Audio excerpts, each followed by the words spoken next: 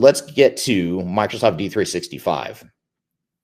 This is a product that we've talked a little bit about. I've talked about S4HANA in a bit of details, but let's talk about Microsoft D365, largely because it's so different than SAP when you compare it to S4HANA.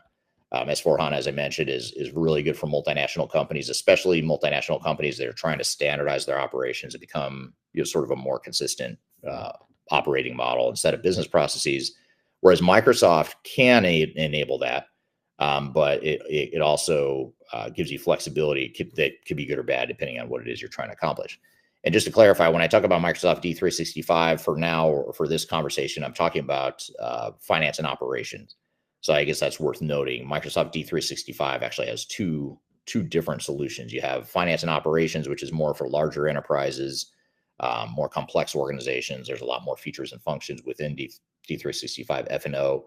And that's generally, the types of companies that are considering S4HANA might also consider D365 finance and operations.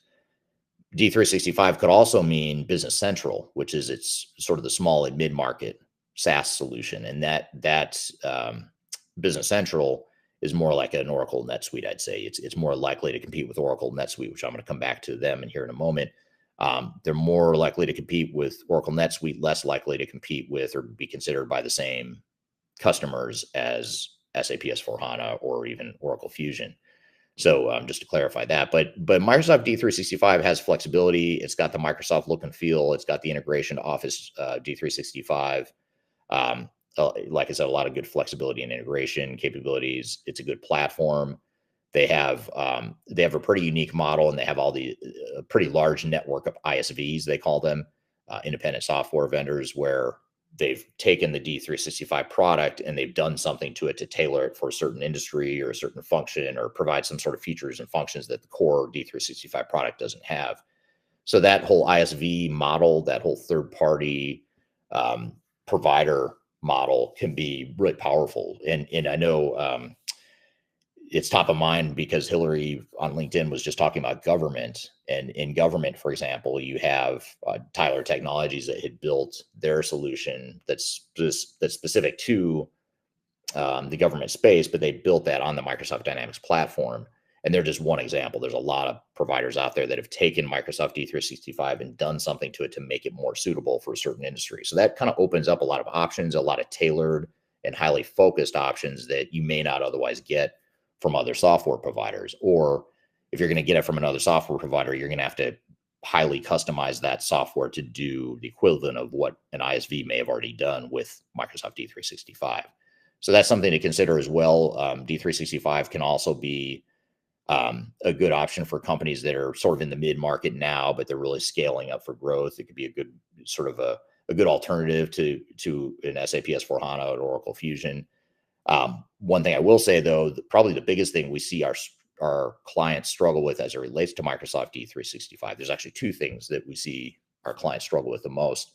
One is that flexibility that I talked about, the strength of the product being flexibility and ease of use and that sort of thing can actually turn on you. If you're trying to standardize, you're trying to get people to change, you're trying to adopt, what the software vendors might refer to as best practices. Those are all things that you might actually work against you if you're a Microsoft customer. And we see clients of ours struggle with that pretty immensely.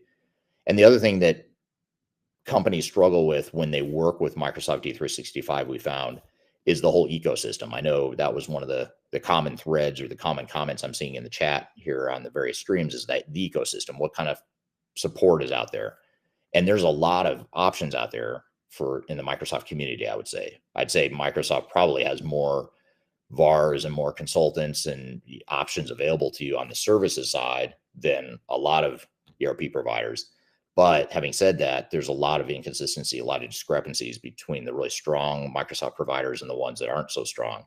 It's really easy to become a Microsoft partner. I mean, they don't have a lot of controls in place to really weed out the garbage, if you will, in the space. So the good news is you're probably gonna have a lot of options. The bad news is you're gonna have a lot of options that may not be worth considering. So it's harder to narrow down to the implementation partners and options that are most suitable for you. So those are some things you've got to consider as it relates to D365.